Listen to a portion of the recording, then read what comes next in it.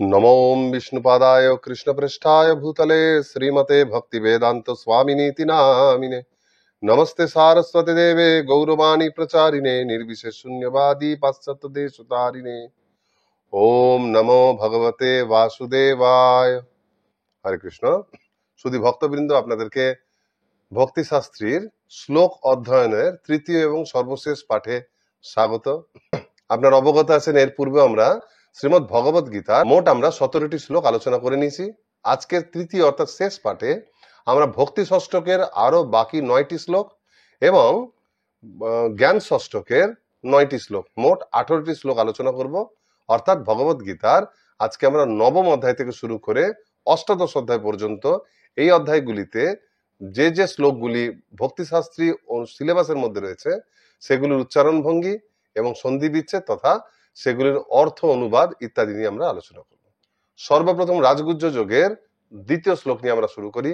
এই শ্লোকে পরমেশ্বর ভগবান বলছেন, রাজ বিদ্যা রাজগুহ্যম পবিত্রমিদমুত্তমম প্রত্যক্ষাবগমং ধর্ম্যং সুসুখং কর্তুমব্যয়ম। এই শ্লোকটি অনুষ্টুপ ছন্দে রয়েছে, আপনারা গুণে দেখতে পারেন। রাজ বিদ্যা রাজগুহ্যং, এরকম করে 8টি করে করে উচ্চারণ রয়েছে প্রত্যেক চরণে, তাই অনুষ্টুপ ছন্দ। এই শ্লোকের অর্থগুলো যদি আমরা ভেঙে বিশ্লেষণ করি তাহলে কি দেখবো? প্রথম পংক্তির প্রথম চরণের শব্দ হচ্ছে একটাই শব্দ রাজবিদ্যা, তারপরে শব্দটি হচ্ছে রাজগুহ্যং, তারপর প্রথম পংক্তির দ্বিতীয় চরণে সন্ধি করে বলা আছে পবিত্রম ইদম উত্তমম। এই তিনটে শব্দ একসঙ্গে পবিত্র মিদম উত্তমম হয়েছে। তারপর দ্বিতীয় পংক্তিতে সেখানেও প্রথম চরণে একটা সন্ধিযুক্ত পদ, সেটাকে ভাঙলে হবে প্রত্যক্ষ আর অবগমং, তারপর ধর্মং, প্রত্যক্ষ অবগমং ধর্মং। তারপর দ্বিতীয় চরণে সুসুখং এবং শেষ শব্দটিও সন্ধিযুক্ত শব্দ, ভাঙলে হবে কর্তুম অব্যয়ম, একসঙ্গে হয়েছে কর্তুম অব্যয়ম। এই শ্লোকের শব্দগুলি থেকে যদি আমরা অর্থ নিরূপণ করতে যাই, দেখুন সর্বপ্রথম শব্দ আসছে রাজবিদ্যা। রাজবিদ্যা মানে যে বিদ্যা সমস্ত বিদ্যার রাজা, তাকে বলা হয় রাজবিদ্যা। দ্বিতীয় হচ্ছে রাজগুহ্যং, গুহ্য মানে হচ্ছে অত্যন্ত গোপনীয়, সমস্ত গোপনীয় জ্ঞানের মধ্যে যেটা শ্রেষ্ঠ। পবিত্রম অর্থাৎ পবিত্র বা পরম পবিত্র। আর হচ্ছে ইদম উত্তমম, ইদম মানে হচ্ছে এই, আর উত্তমম মানে হচ্ছে উত্তম, যা আমাদেরকে তম থেকে উদ্ধার করে, সেটা হচ্ছে উত্তম। তাহলে প্রথম পংক্তির অর্থ কি দাঁড়ালো? এখানে বিদ্যা বা জ্ঞান নিয়ে বলা হচ্ছে যে এই জ্ঞান বা বিদ্যা হচ্ছে রাজবিদ্যা, সমস্ত বিদ্যার রাজা, সবচাইতে গুহ্যতম জ্ঞান অথবা সমস্ত গুহ্যতম জ্ঞানের মধ্যে শ্রেষ্ঠ জ্ঞান। এই জ্ঞান অত্যন্ত পবিত্র এবং উত্তম। তারপর দ্বিতীয় পংক্তিতে বলা হচ্ছে প্রত্যক্ষ মানে সরাসরি ইন্দ্রিয়জ অনুভূতির দ্বারা। আমরা ঈশোপনিষদে জ্ঞান অর্জনের 3টি প্রমাণ পড়ছিলাম না? প্রত্যক্ষ, অনুমান আর শব্দ। এখানে হচ্ছে প্রত্যক্ষ অর্থাৎ সরাসরি ইন্দ্রিয়জাত অনুভূতি বা উপলব্ধির দ্বারা যা বোঝা যায়। তারপর হচ্ছে অবগমম, উপলব্ধি করা যায়। তাহলে প্রত্যক্ষ অবগমন ধর্ম, তার মানে হচ্ছে প্রত্যক্ষ ভাবে এই জিনিসটাকে, এই জ্ঞানটাকে উপলব্ধি করা যায় ধর্ম। সেই জন্য এটাই হচ্ছে পরম ধর্মের কথা বলছে, এটা ধর্ম। তারপর সুখং, সুখং মানে সুখ, আর সুসুখং মানে অত্যন্ত সুখকর। আর শেষে হচ্ছে কর্তুম অব্যয়ম। কর্তুম মানে হচ্ছে সেইটাকে সম্পাদন করা, অনুষ্ঠান করা, আর অব্যয় মানে হচ্ছে নিত্য, স্থায়ী থাকে, অস্থায়ী নয়। তাহলে এই দুটো পংক্তিকে যদি মিলিয়ে আমরা অর্থ নিরূপণ করার চেষ্টা করি তাহলে কি আসবে? যে রাজবিদ্যা রাজগুহ্যং, এই যে বিদ্যা বা এই যে জ্ঞান, এটা হচ্ছে সমস্ত বিদ্যার মধ্যে রাজা, সমস্ত গোপনীয় জ্ঞানের মধ্যে এটা হচ্ছে পরম গোপনীয় বা সবচাইতে গুহ্যতর। তারপর পবিত্রম ইদম উত্তমম, এটি অত্যন্ত পবিত্র এবং উত্তম জ্ঞান। তারপর প্রত্যক্ষ অবগমন ধর্ম, সরাসরি প্রত্যক্ষ অনুভূতির দ্বারা উপলব্ধি করা যায় বলে এই জ্ঞানটাই হচ্ছে পরম ধর্ম বা প্রকৃত ধর্ম। এবং শেষে বলছে সুসুখং কর্তুম অব্যয়ম, আর এই জ্ঞান হচ্ছে আনন্দদায়ক এবং অব্যয়। এইভাবে শব্দগুলি অর্থ নিরূপণ করার পর আমরা দেখি শ্রীল প্রভুপাদ তার অনুবাদে কি বলছেন। সেখানে তিনি বলছেন, এই জ্ঞান সমস্ত বিদ্যার রাজা, সমস্ত গুহ্য তত্ত্ব থেকেও গুহ্যতর, অতি পবিত্র এবং প্রত্যক্ষ অনুভূতির দ্বারা আত্ম উপলব্ধি প্রদান করে বলে প্রকৃত ধর্ম। এই জ্ঞান অব্যয় এবং সুখসাধ্য।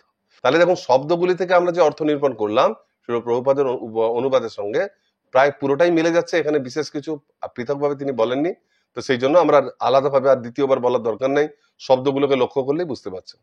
এইবার দ্বিতীয় শ্লোক, এই শ্লোকটি হচ্ছে নবম অধ্যায়ের চতুর্থ শ্লোক, সেখানে ভগবান বলছেন ময়া তাতমিদং সর্বং জগদ্ব্যক্ত মূর্তিনা মৎস্থানি সর্বভূতানি ন চাহং তেষ্বস্থিত। এই শ্লোকটিও অনুষ্টুপ ছন্দে রচিত হয়েছে। শব্দগুলো যদি আমরা দেখতে যাই, প্রথম চরণে প্রথম শব্দটি হচ্ছে ময়া, তারপর সন্ধিযুক্ত পদ ততম ইদম, ভাঙলে পরে হবে ময়া ততম, তারপর হচ্ছে ইদম, তারপর হচ্ছে সর্বং, তাহলে দাঁড়ালো ময়া ততম ইদম সর্বং। তারপর দ্বিতীয় চরণে সন্ধিযুক্ত পদ জগদব্যক্ত মূর্তিনা, ভাঙলে পরে দাঁড়াবে জগৎ, তারপর অব্যক্ত মূর্তিনা। তারপর দ্বিতীয় পংক্তির প্রথম চরণে একটাই শব্দ মৎস্থানি, তারপরে একটা শব্দ সর্বভূতানি। দ্বিতীয় চরণে ন চাহং, চাহংকে ভাঙলে হয় চ অহং, অর্থাৎ ন চ অহং, তারপর সন্ধিযুক্ত শব্দ তেষ্বস্থিত, ভাঙলে হবে তেষু অবস্থিত। এইভাবে শব্দগুলি আমরা ভেঙে দেখলাম সন্ধি বিচ্ছেদ করে। এরপর এই প্রত্যেকটা পদের আলাদা করে অর্থ নিরূপণের মাধ্যমে আমরা সমস্ত শ্লোকটির অর্থ নিরূপণ করার চেষ্টা করব। সর্বপ্রথম শব্দ হচ্ছে ময়া। ময়া মানে হচ্ছে আমার দ্বারা। ততম মানে হচ্ছে যা সবকিছুতে ছড়িয়ে রয়েছে, অর্থাৎ সমস্ত জগতে এটা ব্যাপ্ত। ইদম, ইদম মানে হচ্ছে এই। সর্বম মানে সব, অর্থাৎ ময়া ততম ইদম সর্বম, তার মানেটা কি দাঁড়ালো যে আমার দ্বারা এই সর্বত্র ব্যাপ্ত হয়ে আছে, বা আমি এই সর্বত্র ব্যাপ্ত হয়ে আছি। কোন সর্বত্র না, তারপর বলছেন জগৎ। জগৎ মানে হচ্ছে এই বিশ্ব ব্রহ্মাণ্ড। আর কি অব্যক্ত মূর্তি না, তার মূর্তি মানে হচ্ছে রূপ, তার অব্যক্ত মূর্তি মানে অব্যক্ত ভাবে, অব্যক্ত রূপে। তাহলে প্রথম পংক্তির মানে কি দাঁড়াচ্ছে যে আমার দ্বারা এই সমগ্র জগৎ অব্যক্ত ভাবে ব্যাপ্ত হয়ে আছে, আমার দ্বারা ব্যক্ত হয়ে আছে। এটা ভাববাচ্চে শব্দ, এটা যদি আমরা কর্তৃবাচ্যে বলি তাহলে কি দাঁড়াবে যে আমি অব্যক্ত মূর্তিতে এই সমগ্র জগতে ব্যপ্ত হয়ে আছি। তারপর দ্বিতীয় পংক্তিতে প্রথম শব্দ মত স্থানী, মত মানে আমার, স্থানী মানে কোনো জিনিস থাকে বা কিছু, তাহলে মত স্থানী মানে আমার মধ্যেই রয়েছে বা আমাতে অবস্থিত। তারপর সর্বভূতানি, সমস্ত জীবভূত, অর্থাৎ সকল জীবের কথা বলা হচ্ছে, তার মানে আমার মধ্যে সর্বভূত অবস্থিত। তারপর ন, ন মানে হচ্ছে না, চ মানে হচ্ছে এবং, ন চ অহং, তার মানে হচ্ছে এবং আমি নই। আমি নই কি তেষু, তেষু মানে তার মধ্যে অবস্থিত, অবস্থিত মানে অবস্থিত বা স্থিত, এবং আমি কিন্তু তার মধ্যে অবস্থিত নই। তাহলে দ্বিতীয় পংক্তির অর্থ কি দাঁড়ালো যে সর্বভূত বা সমস্ত জীব আমার মধ্যে অবস্থিত, মৎস্থানি সর্বভূতানি, তারপর ন চ অহং, কিন্তু ন অহং তেষু অবস্থিত, আমি কিন্তু সেই সবের মধ্যে অবস্থিত নই। তাহলে দুটো পংক্তিকে একসঙ্গে অর্থ করতে গেলে কি দাঁড়াচ্ছে ময়া ততং ইদং সর্বম। আমরা বললাম যদি আমরা কর্তৃবাচ্যে বলি তাহলে বলতে ময়া দিয়ে আমি, আর শেষে বলছে অব্যক্ত মূর্তি না, তাহলে আমি অব্যক্ত রূপে ততম ইদম সর্বং জগৎ, এই সমস্ত জগতে ব্যপ্ত হয়ে আছি। আর দ্বিতীয় পংক্তি হচ্ছে যে মৎস্থানি সর্বভূতানি, সমস্ত জীবভূত, সমস্ত জীব আমাতেই অবস্থিত, ন চ অহং, কিন্তু আমি, ন তেষু অবস্থিত, কিন্তু আমি তাদের মধ্যে অবস্থিত নই। এইভাবে প্রত্যেকটা শব্দ থেকে অর্থ নিরূপণের চেষ্টা করার পর এইবার দেখুন শ্রীল প্রভুপাদ তার অনুবাদে কি বলছেন। সেখানে বলা হচ্ছে অব্যক্ত রূপে আমি সমস্ত জগতে ব্যপ্ত আছি, সমস্ত জীব আমাতেই অবস্থিত, কিন্তু আমি তাদের মধ্যে অবস্থিত নই। এখানে দেখুন আমরা শব্দ থেকে যে অর্থ নিরূপণ করলাম একদম প্রভুপাদের অনুবাদেও সেই কথাই বলা আছে। পৃথকভাবে আমাদের এখানে বিশেষভাবে আর আলোচনা করার প্রয়োজন নেই। তাহলে আমরা চলে যাচ্ছি পরবর্তী শ্লোকে। এই পরবর্তী শ্লোক হচ্ছে নবম অধ্যায় চতুর্দশ শ্লোক। সেইখানে কৃষ্ণ বলছেন শতদং কীর্তয়ন্ত মাং যতন্তশ্চ দৃঢ়ব্রতা নমস্যন্তশ্চ মাং ভক্তিয়া নিত্যযুক্তা উপাসতে। ভালো করে লক্ষ্য করুন, এটা হচ্ছে অনুষ্টুপ ছন্দ। শততং কীর্তয়ন্ত মাং, 8টা করে পদ রয়েছে প্রত্যেক চরণে। পদগুলি যদি ভেঙে ভেঙে দেখতে চাই, প্রথম পংক্তির প্রথম চরণে সেখানে কোনো সন্ধি নেই, শততং, তারপর কীর্তয়ন্ত, তারপর মাং। দ্বিতীয় চরণে যতন্তশ্চ, একটা সন্ধি যুক্ত কথা, ভাঙলে হবে যতন্ত চ, তারপর দৃঢ়ব্রতা যেমন আছে। দ্বিতীয় পংক্তির প্রথম চরণে সন্ধিযুক্ত কথা নমস্যন্তশ্চ, ভাঙলে হবে নমস্যন্ত চ, তারপর মাং ভক্ত্যা। আর শেষ চরণে বা দ্বিতীয় চরণে বলা হচ্ছে নিত্যযুক্তা উপাসতে, এখানে আর কোনো সন্ধি নেই। এইভাবে শব্দগুলোকে ভাঙার পর এবার আমরা এর অর্থ নিরূপণ করার চেষ্টা করব। সর্বপ্রথম শব্দ হচ্ছে শততং। শততং মানে হচ্ছে কন্টিনিউয়াস, নিরন্তর, যেটা অনবরত চলতে থাকে সব সময়। দ্বিতীয় হচ্ছে কীর্তয়ন্ত, মানে হচ্ছে কীর্তন করে, কীর্তনের মাধ্যমে, গুণ কীর্তনের মাধ্যমে মাম, মাম মানে হচ্ছে আমাকে। তারপর যে যতন্ত, যতন্ত মানে যত্ন করা, যত্নশীল হয়ে, চ চ মানে হচ্ছে এবং, আর দৃঢ়ব্রতা মানে দৃঢ় প্রত্যয়ের সঙ্গে, দৃঢ় নিশ্চয়ের সঙ্গে বা দৃঢ় ব্রত হয়ে। তাহলে প্রথম পংক্তির কিন্তু এখনো অর্থ করা যাবে না, এখানে অর্থটা কমপ্লিট হচ্ছে না। দেখি দ্বিতীয় পংক্তির প্রথম চরণে কি বলছেন, নমস্যন্ত চ, নমস্যন্ত মানে নমস্কার করে, চ মানে এবং। এতদূর পর্যন্ত অর্থ আসছে, কিন্তু সেখানেও অসমাপিকা ক্রিয়া মানে হচ্ছে, যদি আমরা করতে যাই যতন্তস্য দৃঢ়ব্রতা মানে হচ্ছে যত্নশীল হয়ে এবং দৃঢ়ব্রত হয়ে বা দৃঢ় প্রত্যয়ের সঙ্গে সততং কীর্তন তোমাং, সর্বদা আমার নাম কীর্তন করে, নমস্যন্ত চ মানে সেই সঙ্গে আমাকে নমস্কার করে। এতদূর পর্যন্ত অসমাপিকা ক্রিয়া, নমস্কার করে তারপর ভগবান বলছেন মাং ভক্তিয়া, মানে আমাকে, ভক্তিয়া মানে ভক্তি সহকারে, মানে ভক্তি সহকারে আমাকে নমস্কার করে, নিত্যযুক্তা উপাসতে, নিত্যযুক্তা মানে নিরন্তর যুক্ত হয়ে, নিত্যকাল ধরে যুক্ত থেকে, অবিচ্ছিন্নভাবে যুক্ত থেকে, উপাসতে মানে হচ্ছে উপাসনা করে। এখানে কিন্তু কর্তার কথা বলে যে কে করে, কিন্তু গোটা শ্লোকের মধ্যে আমরা একটা জিনিস পাচ্ছি মাং ভক্তা মানে আমাকে ভক্তি সহকারে করে। তো ভক্তি সহকারে যে উপাসনা করে তাকে তো আমি ভক্ত বলবো। সুতরাং আমরা যদি একসঙ্গে যদি অর্থ নিরূপণ করতে যাই, তাহলে অর্থটা কি দাঁড়াবে, যে যতন্তস্য দৃঢ়ব্রতা মানে যত্নশীল হয়ে এবং দৃঢ়ব্রত হয়ে বা দৃঢ় প্রত্যয়ের সঙ্গে আমার ভক্তগণ সততং কীর্তন তোমাং, সর্বদা আমার নাম কীর্তন করেন, আমার গুণ কীর্তন করে, মহিমা কীর্তন করে, নমস্যন্তশ্চ এবং আমাকে প্রণাম করে, আর মাং ভক্ত্যা নিত্যযুক্ত উপাসতে এবং সেই সঙ্গে তারা নিত্য ভক্তি সহকারে আমার উপাসনা করে। এবার এইটা করার পর শ্রীল প্রভুপাদের অনুবাদে কি বলছেন দেখুন, তিনি বলছেন দৃঢ়ব্রত ও যত্নশীল হয়ে সর্বদা আমার মহিমা কীর্তন করে এবং আমাকে প্রণাম করে এই সমস্ত মহাত্মারা নিরন্তর ভক্তি সহকারে আমার উপাসনা করে। এখানে খালি একটা জিনিসই ফারাক, সেটা হচ্ছে তিনি এখানে ভক্ত না বলে মহাত্মার কথা বলেছেন, কারণ এর পূর্বের শ্লোকগুলোতে মহাত্মাদের কথাই বলা হচ্ছে যে ভক্তরা হচ্ছেন মহান ব্যক্তি, আর সেই মহান ব্যক্তিদের অ্যাক্টিভিটি কেমন সেই প্রসঙ্গে কৃষ্ণ এই কথাটা বলছেন, এই জন্য এখানে মহাত্মা শব্দটাই ব্যবহার করা হয়েছে। তাহলে শ্লোকটার অর্থ দেখার পর, অনুবাদ দেখার পর যদি আমরা অনুবাদ না দেখে আরেকবার অর্থ করতে যাই, আমরা খুব সহজে এটা করতে পারি। যতন্ত মাং দৃঢ়ব্রতা মানে দৃঢ়ব্রতা হয়ে অথবা দৃঢ় প্রত্যয়ের সঙ্গে যত্নশীল হয়ে সততং কীর্তন দমাং, আমার ভক্তগণ বা বলতে পারেন প্রভুপাদের মতো মহাত্মারা যে সর্বদা আমার গুণ কীর্তন করে, আমার মহিমা কীর্তন করে, নমস্যন্তচ্চ তথা আমাকে নমস্কার করে বা প্রণতি জানায়, এবং নিত্যযুক্ত উপাসতে মাং ভক্তা এবং ভক্তি সহকারে নিত্যকাল তারা আমার উপাসনা করে। এর পরবর্তী শ্লোক হচ্ছে 25 সংখ্যক শ্লোক এই অধ্যায়েরই। সেখানে কৃষ্ণ বলছেন ইয়ান্তি দেবব্রতা দেবান পিতৃন ইয়ান্তি পিতৃব্রতা ভূতানি ইয়ান্তি ভূতেজ্যা ইয়ান্তি মদ্যাজিনোপি মাম। এটিও অনুষ্টুপ ছন্দের শ্লোক, এবং এখানে শব্দগুলো যদি পৃথক করে দেখতে যাই, তাহলে প্রথম চরণে শব্দ আসছে জান্তি, দেবব্রতা, দেবান, কোনো সন্ধি নেই। দ্বিতীয় চরণও তাই, পিতৃন, ইয়ান্ত্রী, পিতৃব্রতা। দ্বিতীয় পংক্তির প্রথম চরণে ভূতানি, তারপর জান্তি, ভূতেজ্যা, আর শেষে আসছে একটা সন্ধি জান্তি, তারপর মদ্যাজিনোপি। এটা ভাঙলে পরে হবে মত জাজিন, তারপর অপি মাম, জান্তি মত জাজিন অপি মাম। এইভাবে শব্দগুলোকে পৃথকভাবে চিনে নেওয়ার পর আসুন প্রত্যেকটা শব্দের অর্থ নিরূপণের মাধ্যমে সম্পূর্ণ শ্লোকটির আমরা অর্থ নিরূপণ করার চেষ্টা করি। সর্বপ্রথম শব্দ হচ্ছে জান্তি।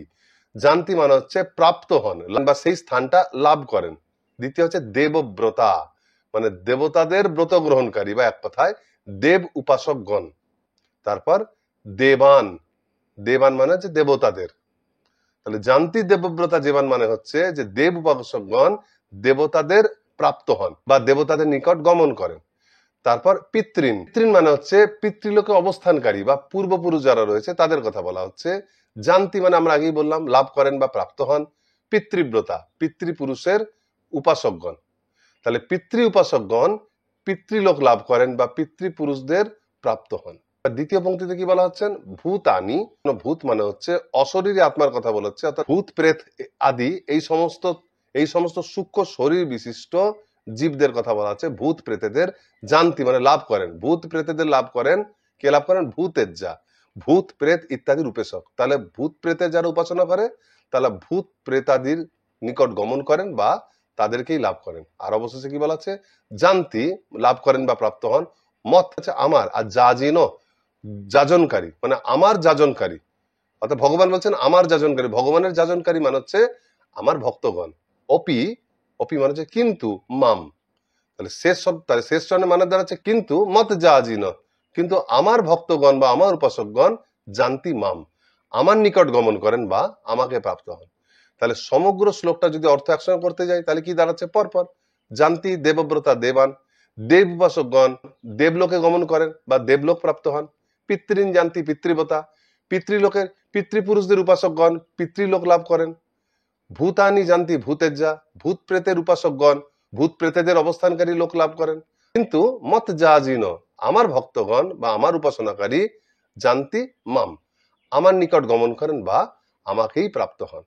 এইভাবে পৃথকভাবে অর্থ নিরূপণ করার পর দেখুন শ্রীল প্রভুপাদ কি বলছেন অনুবাদে, তিনি বলছেন দেবতাদের উপাসকগণ দেবলোক লাভ করেন, পিতৃপুরুষদের উপাসকগণ পিতৃলোক লাভ করেন, ভূত এবং প্রেতাদির উপাসকগণ ভূতলোক লাভ করেন, আর আমার উপাসকগণ আমাকেই লাভ করেন। অর্থাৎ আমরা পরিষ্কারভাবে প্রত্যেকটা শব্দ থেকে যে শ্লোক অর্থ নিরূপণ করলাম শ্রীল প্রভুপাদের অনুবাদেও সেটাই বলা আছে। পৃথকভাবে এটা আলোচনার আর বিশেষ কোনো প্রয়োজন নেই। তাহলে আমরা চলে যাব পরবর্তী শ্লোকে। এই শ্লোকটি হচ্ছে নবম অধ্যায় 26 সংখ্যক শ্লোক, খুব গুরুত্বপূর্ণ। কৃষ্ণ সেখানে বলছেন পত্রং পুষ্পং ফলং তোয়ং यो मे भक्त्या प्रयच्छति तदहं भक्त्युपहृतम अस्नामि प्रयतात्मन। এই শ্লোকটিও অনুষ্টুপ ছন্দে রচিত। প্রথম পংক্তি প্রথম চরণে কোনো সন্ধি নেই, পরপর বলা আছে পত্রং পুষ্পং ফলং তোয়ং, তারপর ইয়ো মে ভক্ত্যা প্রযচ্ছতি। প্রথম পংক্তিতে কোনো সন্ধি নেই। দ্বিতীয় পংক্তিতে তদহং, তারপর প্রথম আর দ্বিতীয় চরণকে মিলিয়ে একটা সন্ধিযুক্ত শব্দ ভক্তুপহৃতম অস্নামি, এটাকে ভাঙলে পরে আসবে ভক্তুপহৃতম, তারপর অস্নামি প্রযতাত্মন। এইভাবে শব্দগুলোকে ভাঙা যায়। ভাঙার পর আমরা প্রত্যেকটা শব্দের অর্থ নিরূপণের মাধ্যমে শ্লোকটির সামগ্রিক অর্থ বোঝার চেষ্টা করব। তাহলে সর্বপ্রথম শব্দ আসছে পত্রং পুষ্পং। পত্র মানে পত্র, পুষ্পং মানে পুষ্প বা ফুল মানে ফুল পাতা, ফলং, ফলং মানে ফল, তোয়ং মানে হচ্ছে জল। পাতা ফুল ফল জল, ইয়ো মানে হচ্ছে যিনি, মে মানে হচ্ছে আমাকে, আর ভক্ত্যা মানে হচ্ছে ভক্তি সহকারে, যিনি আমাকে ভক্তি সহকারে, প্রযচ্ছতি মানে প্রদান করেন। তাহলে প্রথম পংক্তির মানে কি দাঁড়ালো যে যিনি আমাকে ভক্তি সহকারে পত্র পুষ্প ফল জল এইসব প্রদান করেন। দ্বিতীয় পংক্তি তদহং মানে তৎ অহং, তৎ মানে হচ্ছে তা, অহং মানে হচ্ছে আমি। তাহলে ওর অর্থ হচ্ছে আমি তা মানে আমি সেই জিনিসটা যেটা তিনি নিবেদন করছেন, ভক্তি পহৃতম ভক্তি সহকারে নিবেদিত। তাহলে আমি সেই ভক্তি সহকারে নিবেদিত বস্তুটা, তারপর অস্নামি, অস্নামি মানে আমি গ্রহণ করি, আমি নেই, প্রযতাত্মন বিশুদ্ধ আত্মা। কিন্তু আত্মা তো এমনিতেই বিশুদ্ধ, এখানে আত্মা বলতে মনের কথা বলছে, তাহলে এটা হবে যে বিশুদ্ধ চিত্ত যার মনে কোনো কলুষতা নেই। তাহলে একসঙ্গে কি দাঁড়াচ্ছে যৌমে ভক্তা প্রযোজ্যতি, যে ব্যক্তি, কিন্তু শেষে দ্বিতীয় পংক্তি শেষে কি বলা আছে প্রযতাত্মন, ব্যক্তিটা কিরকম না বিশুদ্ধ আত্মা বা বিশুদ্ধ চিত্ত। তাহলে একবার ওই শব্দটাকে আমাকে আগে তুলে আনতে হবে, প্রযতাত্মন তুলে যৌমে ভক্তার সঙ্গে প্রযতাত্মন তুলতে হবে। তাহলে দাঁড়াবে যে যে বিশুদ্ধ চিত্ত ব্যক্তি ভক্ত্যা ভক্তি সহকারে, মে মানে আমাকে, পত্রং পুষ্পং ফলং তেং পত্র পুষ্প ফল জল প্রযচ্ছতি প্রদান করেন, তদহং ভক্তি প্রহিতম, ভক্তি প্রহিতম তার সেই ভক্তিযুক্ত, তার সেই ভক্তি সহকারে নিবেদিত সেই বস্তুগুলি অহং অস্নামি আমি গ্রহণ করে থাকি। এটা হচ্ছে এই শ্লোকের অর্থ। দেখুন শ্লোক প্রভুপাদ অনুবাদে কি বলছেন, তিনি বলছেন যে বিশুদ্ধ চিত্ত নিষ্কাম ভক্ত ভক্তি সহকারে আমাকে পত্র পুষ্প ফল ও জল অর্পণ করেন, আমি তার সেই ভক্তিপ্লুত উপহার প্রীতি সহকারে গ্রহণ করে থাকি।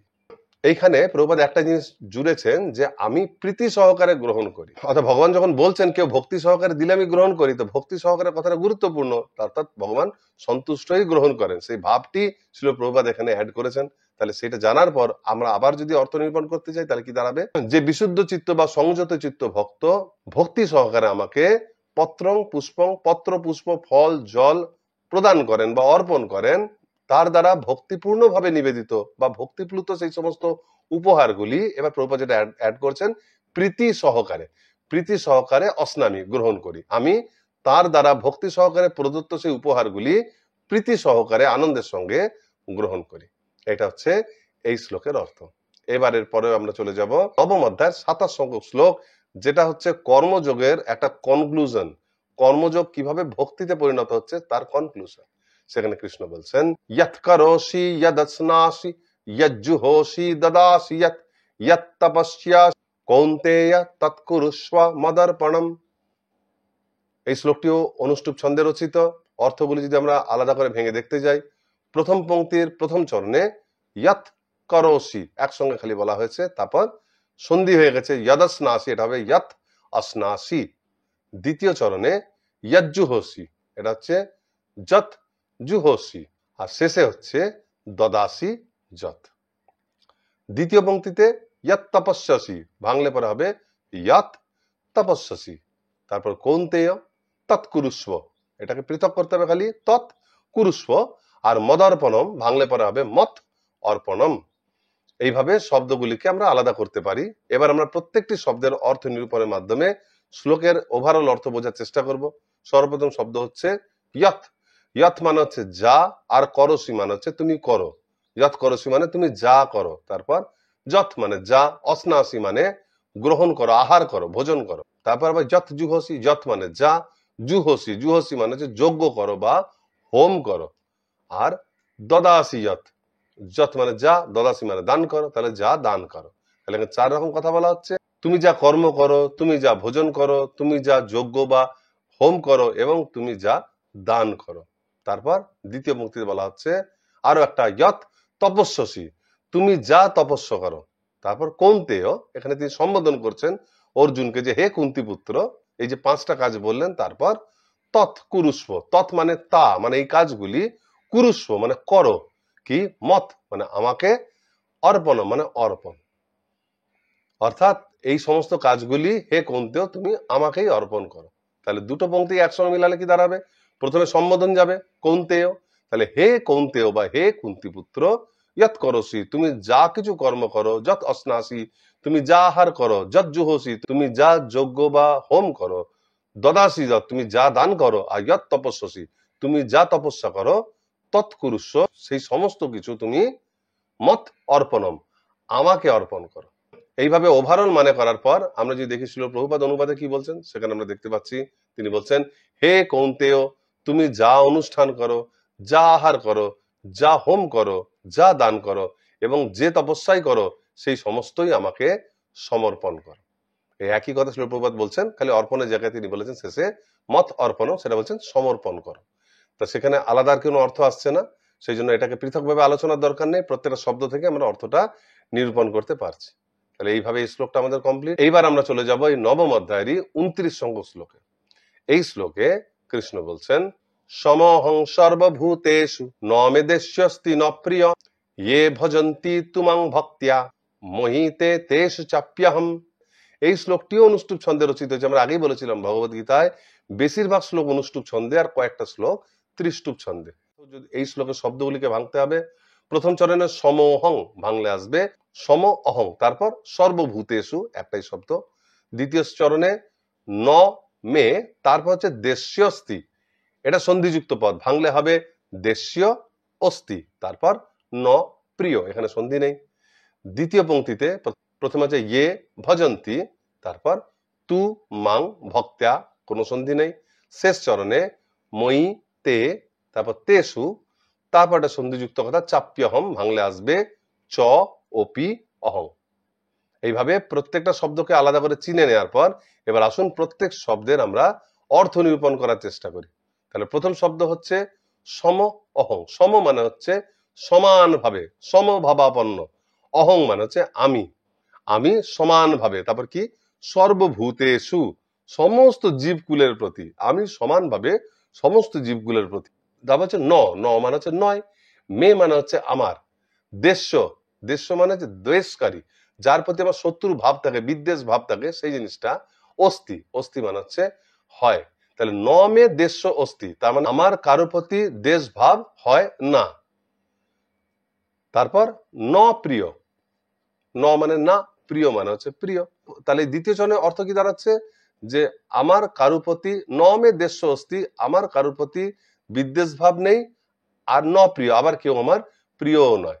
তাহলে প্রথম পংক্তি মানে দাঁড়ালো সমহং সর্বভূতেষু, মানে আমি সকল জীবের প্রতি সমভাবাপন্ন, কেউই আমার বিদ্বেষের পাত্র নয়, আর ন প্রিয়, কেউ আমার প্রিয় পাত্রও নয়, সবাই সমান। আর দ্বিতীয় পংক্তিতে কি বলছেন, যে ভজন্তি, যে মানে যে ব্যক্তি, ভজন্তি মানে হচ্ছে ভজনা করে। তারপরে যে তু মানে হচ্ছে কিন্তু, মাং ভক্তা, মাং মানে হচ্ছে আমাকে, ভক্তা মানে ভক্তি সহকারে। তাহলে যে ভজন্তি তুমাং ভক্তিয়া, কিন্তু যে আমাকে ভক্তি সহকারে ভজনা করেন। তারপর কি, মই তে তেসু, মই মানে হচ্ছে আমাতে, তে মানে হচ্ছে তারা বা সেই ব্যক্তি, তেসু মানে তাদের। তাহলে মই তে মানে হচ্ছে আমাতে তারা, তেসু, তেসু মানে হচ্ছে তাদের, চ চ মানে হচ্ছে এবং, অপি মানে অবশ্যই, অহম মানে হচ্ছে আমি। তাহলে এইটু অংশ কি মানে, আমাতে তারা এবং আমি অবশ্যই তাদের, এবং আমাতে, এই আমাতে কোন জিনিস কোন জিনিসের মধ্যে কি হয় সেখানে অবস্থান করে। তাহলে মানেটা কি দাঁড়াচ্ছে, যে আমাতে তারা অবস্থিত এবং অবশ্যই আমি তাদের মধ্যে অবস্থিত। দ্বিতীয় পংক্তির অর্থ তাহলে কি দাঁড়ালো, যে ভজন্তি তুমাং ভক্তা, যে কিন্তু যিনি আমাকে ভক্তি সহকারে ভজনা করেন, মই তে তেসু, অবশ্যই তিনি আমার মধ্যে অবস্থান করেন এবং আমি তার মধ্যে অবস্থান করি। তাহলে পুরো শ্লোকটার অর্থ কি দাঁড়াচ্ছে, সমহং সর্বভূতেষু, আমি সমস্ত জীবের প্রতি সমভাবাপন্ন, ন মে দেশ্যস্তি, আমার কারো প্রতি বিদ্বেষ ভাব নেই, ন প্রিয়, আবার কারোর প্রতি প্রীতির ভাবও নেই, ইয়ে ভজন্তি তুমাং ভক্তা, কিন্তু যে আমাকে ভক্তি সহকারে ভজনা করেন, উপাসনা করেন, মই তে তেসু, তিনি আমার মধ্যে অবস্থিত, চাপ্যহম চ অপিয়হম, এবং নিশ্চিতভাবে আমিও তার মধ্যে অবস্থিত। আসুন দেখি শ্রীল প্রভুপাদ অনুবাদে কি বলছেন। তিনি বলছেন, আমি সকলের প্রতি সমভাবাপন্ন, কারো প্রতি বিদ্বেষ ভাবাপন্ন নয়, বা কেউ আমার প্রিয় নয়, কিন্তু যারা ভক্তিপূর্বক আমাকে ভজনা করেন তারা আমাতে অবস্থান করেন এবং আমিও তাদের মধ্যে বাস করি। একই অর্থ দেখুন, শব্দ থেকে যেটা বেরোলো সেটা তিনি বলছেন কেবলমাত্র মই তে তেসু চাপ্যহম। এখানে আমরা বলছিলাম যে ব্যক্তি ভজনা করেন তিনি আমার মধ্যে, আমি তার মধ্যে। এখানে সেই যে ব্যক্তিটাকে আমি সিঙ্গুলার মানে এক বচনে বলা হচ্ছিল, তিনি এখানে বলছেন যারা, যারা ভজনা করেন তারা আমার মধ্যে অবস্থিত, আমি তাদের মধ্যে অবস্থিত। অর্থটা একই, তাতে কিছু যায় আসে না। তাহলে এইভাবে এই শ্লোকটা আমাদের তৈরি করা হলো। এর পরবর্তী শ্লোক হচ্ছে আমাদের 10ম অধ্যায় অর্থাৎ বিভূতি যোগের 8ম শ্লোক, খুব গুরুত্বপূর্ণ। এটা চতুশ্লোকী গীতার প্রথম শ্লোক। এখানে কৃষ্ণ বলছেন, অহং সর্বস্য প্রভব মত্তঃ সর্বং প্রবর্ততে ইতি মত্বা ভজন্তে মাং বুধা ভাব সমন্বিতা। এই শ্লোকটিও অনুষ্টুপ ছন্দে রচিত। শব্দগুলি আমরা দেখি, প্রথম পংক্তি প্রথম চরণে 3টে শব্দ, কোনো সন্ধি নেই, অহং, সর্বস্ব, প্রভব। তারপর দ্বিতীয় চরণে সেখানেও তাই, মত্তঃ সর্বং প্রবর্ততে, কোনো সন্ধি নেই। দ্বিতীয় পংক্তির প্রথম চরণ তাই, ইতি মত্বা ভজন্তে মাং, আর শেষও তাই, বুধা ভাব সমন্বিতা। এইভাবে শব্দগুলো রয়েছে এবং এগুলোর অর্থ নিরূপণের মাধ্যমে আমরা এবার শ্লোকটির মানে বোঝার চেষ্টা করব। প্রথম শব্দ আসছে অহং, অহং মানে হচ্ছে আমি, সর্বস্ব সবকিছুর, প্রভব প্রভু, প্রভু মানে হচ্ছে যার থেকে সবকিছু সৃষ্টি হয়, উৎপত্তি হয়। অহং সর্বস্ব প্রভব, আমি সমস্ত কিছুর উৎস বা উৎপত্তির কারণ। তারপর মত্ত, মত্ত মানে হচ্ছে আমার থেকে, সর্বম ওই একই ব্যাপার, সবকিছু, প্রবর্ততে প্রবর্তিত হয় বা সৃষ্টি হয় বা আমার থেকে শুরু হয়, চালু হয়।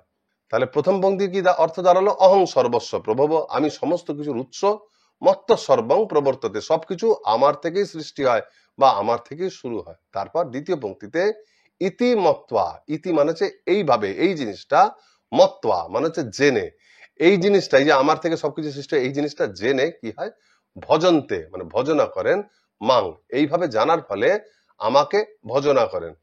কারা ভজনা করেন, বুধা, বুধা মানে হচ্ছে বুদ্ধি, মানে বুদ্ধিমান ব্যক্তিরা অর্থাৎ পণ্ডিতগণ, ভাব সমন্বিতা অর্থাৎ ভাবযুক্ত হয়ে, ভক্তি ভাবযুক্ত হয়ে আমার ভজনা করেন। তাহলে দুটো পংক্তির একত্রে মানে কি দাঁড়াচ্ছে, অহং সর্বস্ব প্রভব, আমি এই সমস্ত জগতের সবকিছুর প্রভু বা সবকিছুর উৎস, মত্ত সর্বং প্রবর্ততে, সবকিছু আমার থেকেই প্রবর্তিত হয় বা আমার থেকেই শুরু হয়।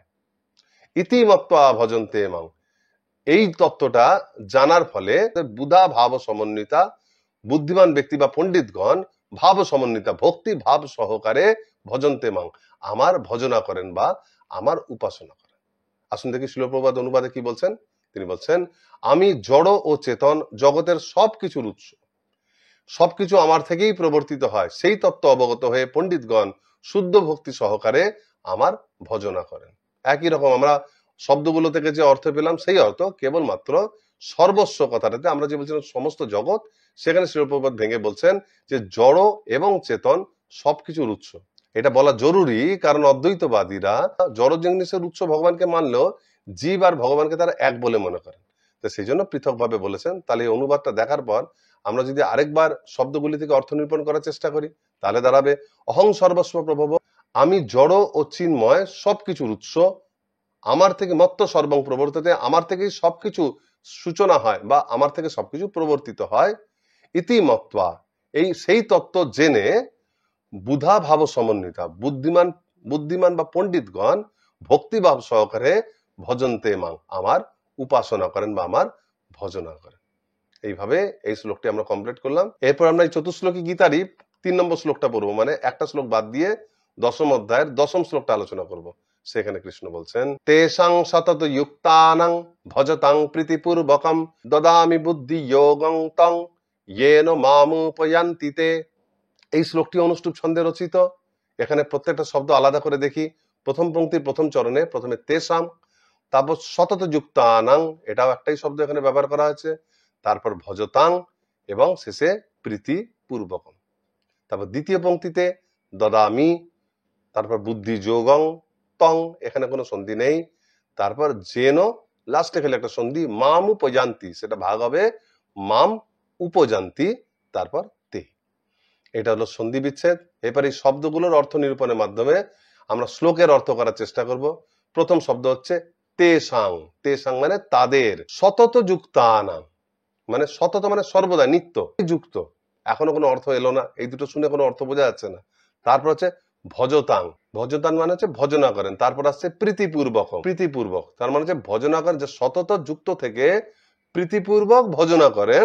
তেষাং তাদের, তাদের কি দদামি, এইখানে আসছে কৃষ্ণ বলছেন দদামি মানে আমি দান করি। যারা সতত যুক্ত থেকে প্রীতিপূর্বক ভজনা করেন, ভক্তি সহকারে সেবা করেন, তেষাং দদামি তাদের দান করি কি বুদ্ধি যোগং, বুদ্ধি যোগ মানে হচ্ছে বুদ্ধি যোগ, ভক্তি সমন্বিত জ্ঞান প্রদান করি, যার দ্বারা আমাকে প্রাপ্ত হন, একে বলা হয় বুদ্ধি যোগ। তং, তং মানে হচ্ছে সেই, তারপর মাম, মাম মানে হচ্ছে আমাকে, উপজান্তি মানে হচ্ছে লাভ করা বা প্রাপ্ত হন, তে মানে হচ্ছে তারা। অর্থাৎ দ্বিতীয় পংক্তির অর্থ দাঁড়াচ্ছে দদামি বুদ্ধিযোগং তং, আমি তাদের বুদ্ধিযোগ অর্থাৎ ভক্তি সমন্বিত বুদ্ধি বা জ্ঞান প্রদান করি, যেন তং যেন মাম যার দ্বারা তারা মাম উপজান্তিতে আমাকে প্রাপ্ত হতে পারে, আমাকে লাভ করতে পারে। তাহলে দুটো পংক্তির অর্থ একসঙ্গে কি দাঁড়াবে, তেষাং তাদেরকে, কাদেরকে, তাহলে এখানে একটা শব্দ যুক্ত হবে যে যারা, যে যারা সতত যুক্ত আনাং ভজতাং প্রিয় প্রিয়, নিত্য যুক্ত থাকেন কিসে না ভজতাং প্রীতিপূর্বকং, প্রীতিপূর্বক ভজনাতে। তাহলে ঘুরিয়ে দিলে হবে যারা ভক্তিপূর্বক আমার ভজনায় নিত্য যুক্ত থাকেন। দদামি বুদ্ধি যোগং তং, আমি তাদের বুদ্ধি যোগ বা শুদ্ধ ভক্তি বা জ্ঞানজনিত বুদ্ধি প্রদান করি, যেন মাম যার দ্বারা তারা আমাকে উপজান্তিতে প্রাপ্ত হয় বা আমাকে লাভ করতে পারে। দেখি শ্রীল প্রভুপাদ অনুবাদে কি বলছেন, তিনি বলছেন যারা ভক্তিযুক্ত হয়ে প্রীতিপূর্বক আমার সেবায় নিত্যযুক্ত থাকেন, আমি তাদের শুদ্ধ জ্ঞানজনিত বুদ্ধিযোগ দান করি, যার দ্বারা তারা আমার কাছে ফিরে আসতে পারে। একই কথা তিনি লিখেছেন, খালি খালি ভজতাং শব্দটা যারা তিনি লিখেছেন আমার সেবায়, ভজনার জায়গায় তিনি সেবা শব্দটা ব্যবহার করছেন, কারণ সেবা করাটা ভক্তিযুক্ত সেবাটাই হচ্ছে প্রকৃত ভজনা। আর বুদ্ধিযোগকে তিনি বলছেন শুদ্ধ জ্ঞানজনিত বুদ্ধিযোগ। এই দুটো শব্দ আমরা ব্যবহার করব। উপজান্তিতে সেখানে তিনি আমার কাছে আমাকে প্রাপ্ত হনের জায়গায় লিখছেন আমার কাছে ফিরে আসেন। তো একই জিনিস, কৃষ্ণকে লাভ করা মানে তার ধামে যেতে পারা।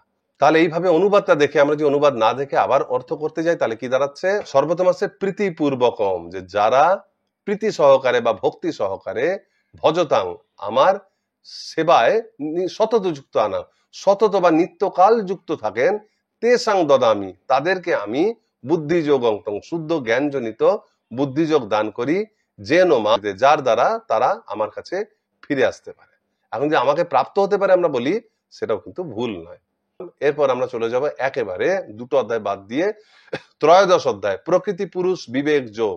সেখানে 22 সংখ্যক শ্লোকটা আমরা আলোচনা করবো, এটা সিলেবাসে আছে, এবং এইটা হচ্ছে একটা মহাবাক্যের মতো, কারণ এই শ্লোকটার অর্থকে ধরেই ত্রয়োদশ থেকে একদম সপ্তদশ পর্যন্ত কৃষ্ণ ব্যাখ্যা করে গেছে। এই শ্লোকে কৃষ্ণ বলছে পুরুষ প্রকৃতিস্থ হি ভুঙ্ক্তে প্রকৃতি জন গুণান কারণং গুণ সংগোষ্য সদসদ যোনি জন্মসু। এই শ্লোকটি অনুষ্ঠুপ ছন্দে রচিত। শব্দগুলো পৃথক করে দেখতে গেলে দেখব প্রথম পংক্তির প্রথম চরণে কোনো সন্ধি নেই, পুরুষং প্রকৃতিস্থ হি, তারপর দ্বিতীয় চরণে ভুঙ্ক্তে প্রকৃতি যান গুণান। এবার দ্বিতীয় পংক্তির প্রথম চরণে কারণং, তারপর গুণ সংগস্য, মানে হচ্ছে গুণসঙ্গ অশ্ব, এটা সন্ধি হয়েছে, গুণ সংগস্য হয়েছে। আর দ্বিতীয় চরণে একটাই শব্দ সন্ধিযুক্ত, সদসদ যোনি জন্মসু। প্রথম ভাগে সৎ আর অসৎ একসঙ্গে হয়েছে সদ অসৎ, তাহলে সদ অসৎ, তারপর হচ্ছে যোনি জন্মসু। এইভাবে আমরা শব্দগুলোকে ভেঙে নিলাম। এবার এই প্রত্যেকটা শব্দের আমরা অর্থ নিরূপণ করে শ্লোকের অর্থ বোঝার চেষ্টা করব। সর্বপ্রথম হচ্ছে পুরুষ। পুরুষ শব্দের অর্থ হচ্ছে ভোক্তা। এখন প্রকৃতি পুরুষ বিবেক যোগে ভগবান দুই প্রকার পুরুষের কথা বলছেন, একজন হচ্ছে সাধারণ পুরুষ, আরেকজন পরম পুরুষ। একজন সাধারণ ভোক্তা বা জীবাত্মা, আর পরম পুরুষ হচ্ছে পরমাত্মা। তো এখানে যেহেতু শুধু পুরুষের কথা বলা হচ্ছে, সেই জন্য অবশ্যই এখানে জীবাত্মার কথাই বলা হচ্ছে। তারপর হচ্ছে প্রকৃতিস্থ। প্রকৃতিস্থ মানে প্রকৃতিতে, মানে এই জড় জগতে অবস্থান করে, হি নিশ্চিত ভাবে, মানে জীবাত্মা এই জড় জগতে অবস্থানকালে নিশ্চিত ভাবে ভুঙ্ক্তে, ভুঙ্ক্তে মানে ভোগ করে, প্রকৃতি জান, প্রকৃতি জাত, প্রকৃতি থেকে সৃষ্ট হয় যা, গুণান জড় জগৎ ত্রিগুণ সমূহ। তাহলে একত্রে প্রথম পংক্তির অর্থ কি দাঁড়াচ্ছে, যে জীবাত্মা প্রকৃতিস্থ হি, এই জড় জগতে অবস্থান করার সময় অবশ্যই প্রকৃতিজান গুণান ভুঙ্ক্তে, প্রকৃতিজাত গুণত্রয়কে ভোগ করে। তারপর কারণং, কারণং মানে হচ্ছে কারণ, গুণসঙ্গ, গুণসঙ্গ হচ্ছে প্রকৃতির গুণের সঙ্গের প্রভাবে অশ্ব, এই জীবের, অশ্ব মানে যার কথা বলেছে, এই জীবের সদ অসৎ, সদ মানে হচ্ছে ভালো, অসৎ মানে হচ্ছে মন্দ, ভালো মন্দ, যোনি, যোনি মানে হচ্ছে প্রজাতি বা যোনি, জীব যোনি, আর জন্মসু, জন্মসু মানে হচ্ছে জন্ম হয়। তাহলে দ্বিতীয় পংক্তির অর্থ কি দাঁড়ালো, কারণন গুণ সংগস্য, এই ত্রিগুণের সঙ্গ করার ফলে অশ্ব এই জীবের সদসজ্জনী, ভালো এবং মন্দ জনিতে জন্ম হয়। তাহলে দুটো পংক্তির অর্থ আমরা যদি একসঙ্গে করতে যাই তাহলে কি দাঁড়াবে, যে জীবাত্মা এই জড় প্রকৃতিতে অবস্থান করে ভুঙ্ক্তে প্রকৃতি যান গুণান, প্রকৃতিজাত গুণ সমূহ ভোগ করে। তারপর কারণং গুণ সংগস্য, এই জড় গুণ সমূহের সঙ্গ করার কারণেই অশ্ব তার সদসৎ যোনি জন্মসু, সৎ ও অসৎ জনিতে, ভালো খারাপ জনিতে তার জন্ম হয়। এটা হচ্ছে অর্থ।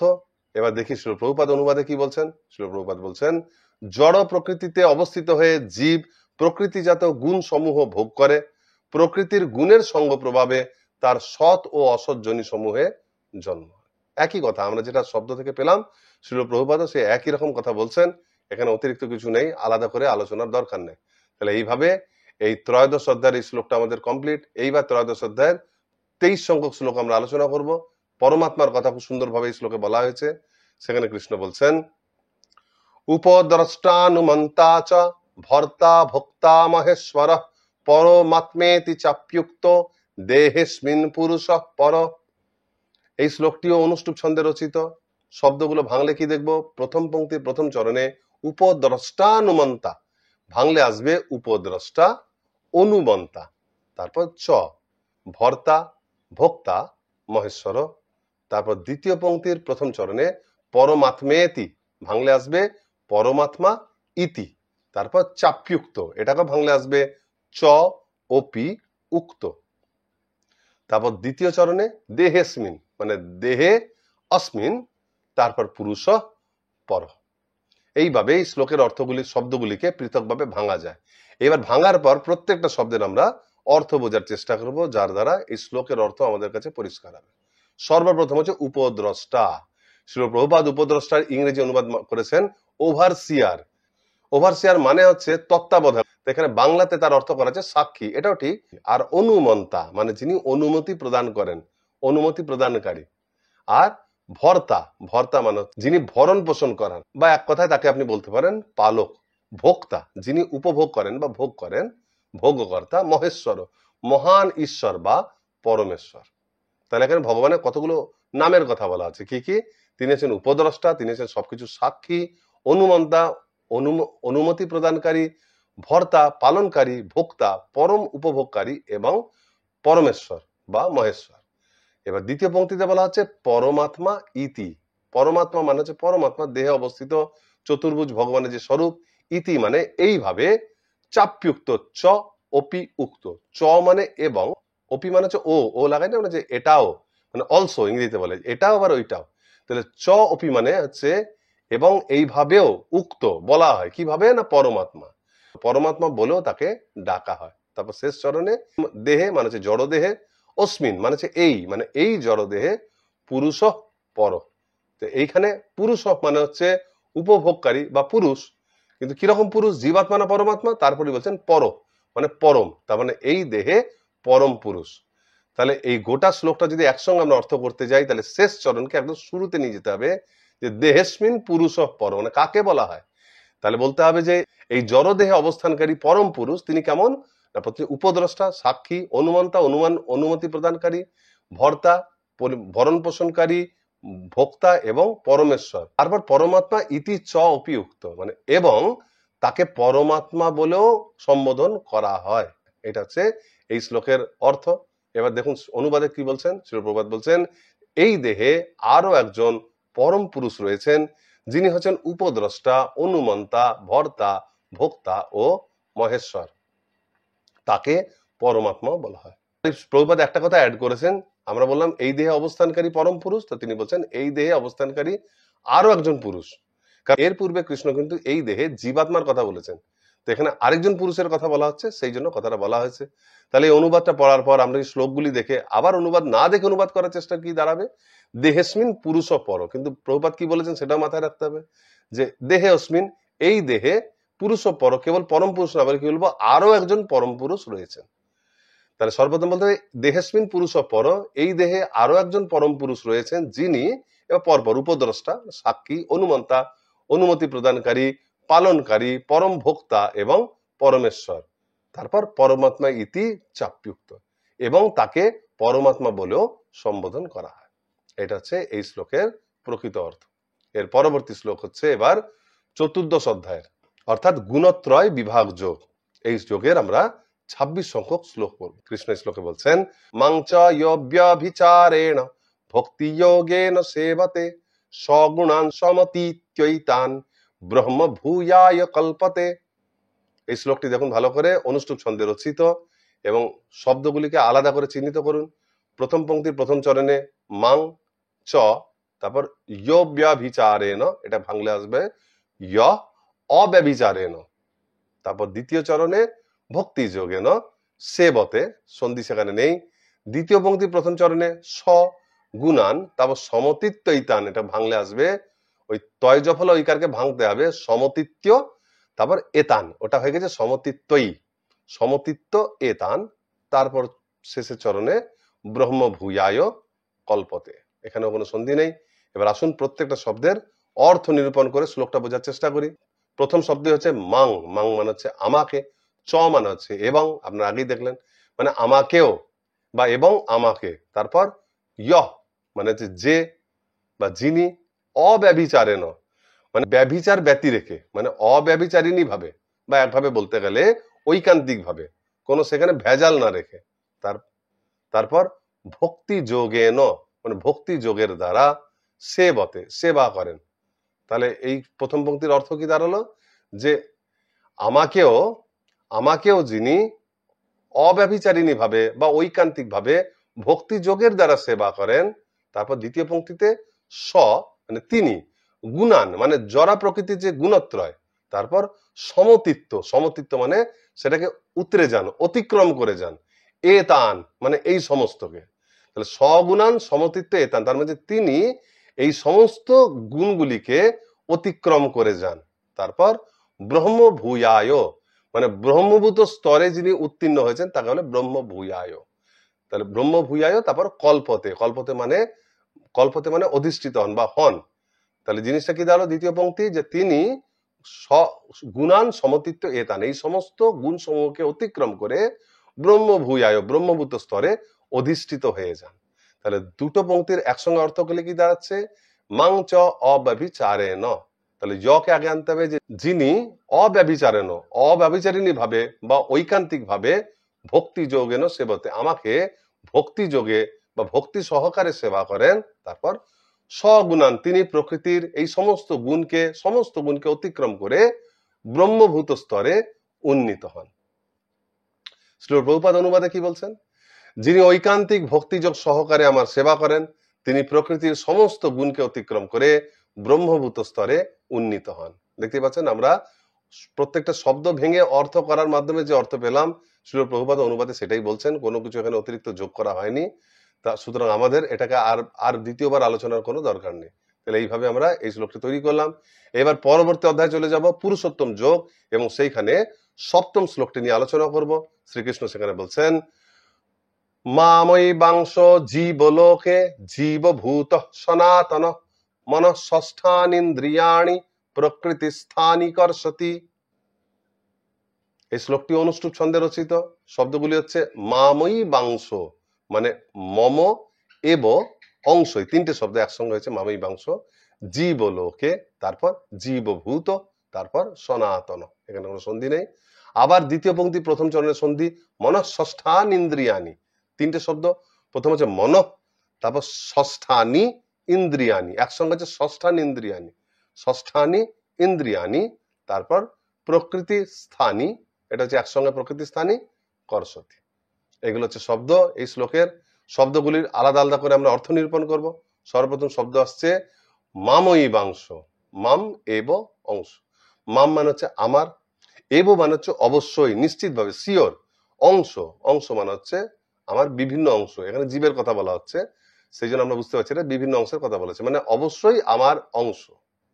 তারপর জীবলোকে মানে এই জগতে, যেখানে জড় জীব অবস্থান করে, মানে জড় জগতে।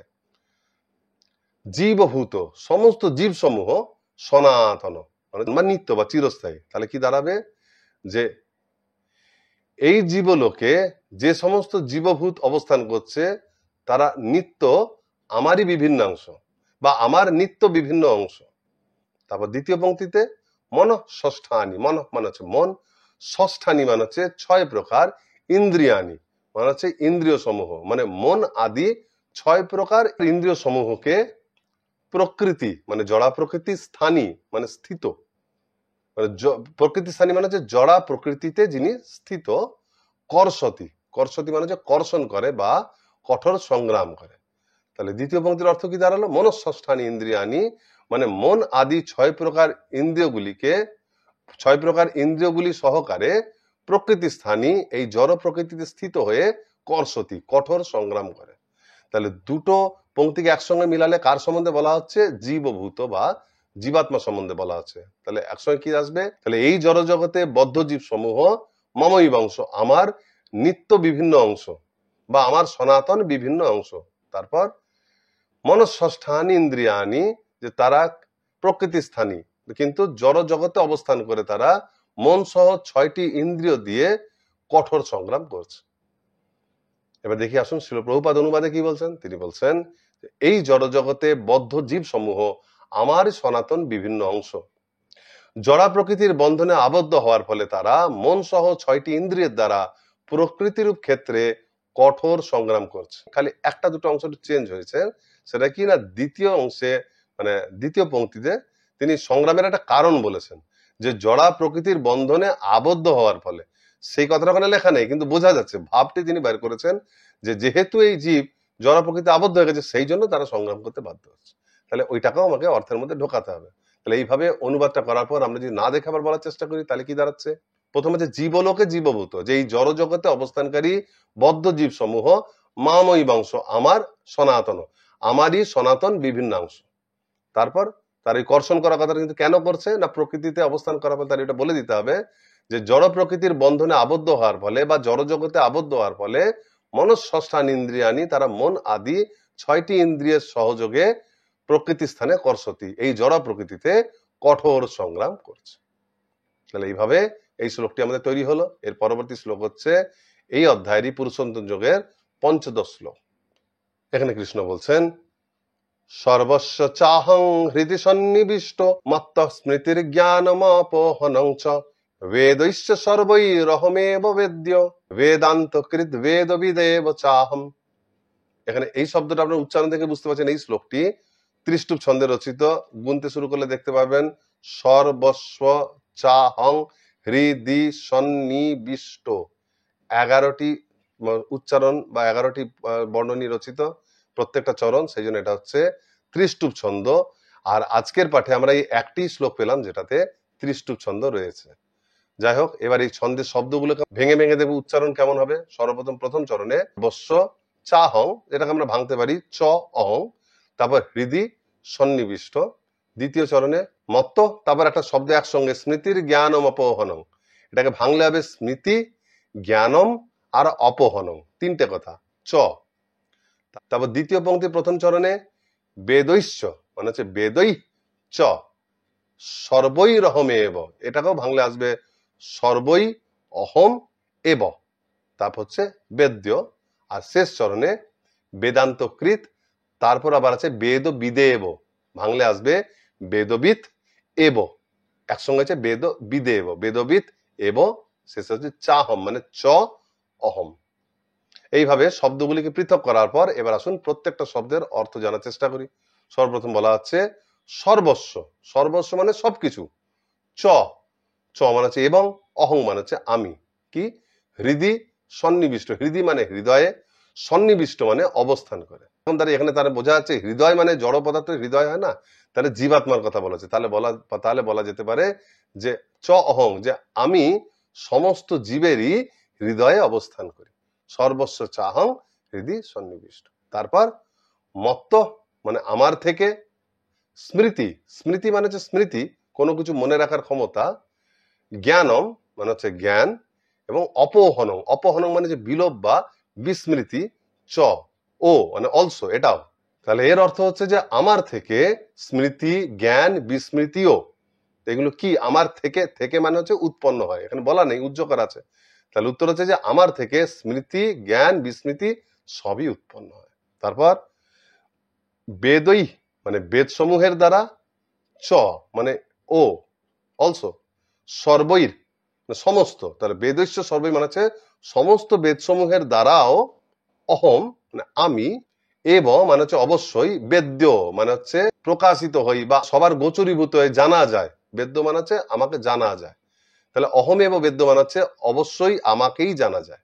তাহলে বেদৈশ্চ সর্বই, সমস্ত বেদের দ্বারাও আমাকেই জানা যায়, অর্থাৎ সমস্ত বেদের আমি হচ্ছি জানার বিষয় বা জ্ঞাতব্য বিষয়।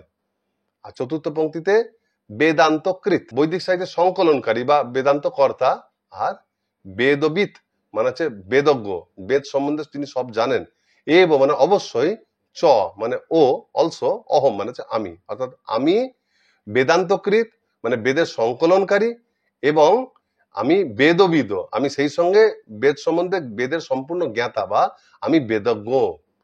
তাহলে এর অর্থ হচ্ছে আমি সর্বস্ব, সমস্ত জীবের হৃদয়ে, হৃদি সন্নিবিষ্ট, সমস্ত জীবের হৃদয়ে অবস্থিত। মত্ত আমার থেকেই স্মৃতি জ্ঞানম জ্ঞান এবং বিস্মৃতি উৎপন্ন হয়। তারপর বেদৈশ্চ সর্বই, সমস্ত বেদেরও, অহম এব বেদ্য আমি হচ্ছে জ্ঞাতব্য বিষয়।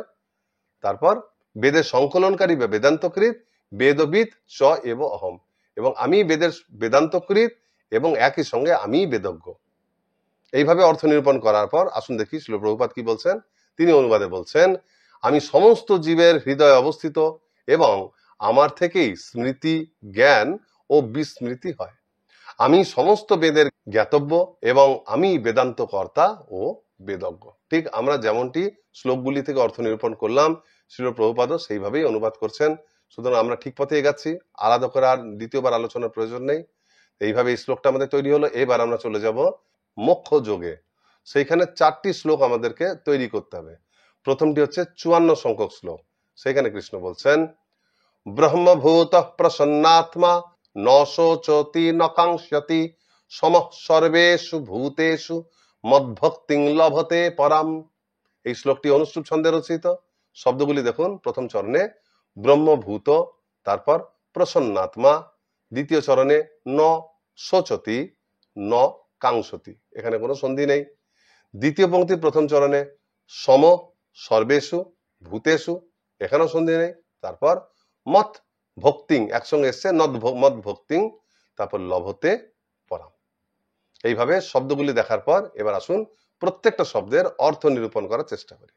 প্রথম শব্দ হচ্ছে ব্রহ্মভূত, মানে যিনি ব্রহ্মের সঙ্গে এক হয়ে গেছেন, ব্রহ্ম ভাব লাভ করেছেন, ব্রহ্মে বিলীন হয়ে গিয়েছেন যিনি।